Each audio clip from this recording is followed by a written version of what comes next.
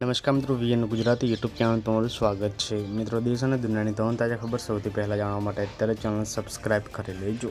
મિત્રો, ખૂબ જ મોટા સમાચાર સામે આવી રહ્યા છે। જે મિત્રો આપણે જણાવી દઈએ કે પ્રેમાનંદ મહારાજની તબિયત અચાનક બગડી, જે બાદ ચારે બાજુ હડકંપ મચી ગયો છે।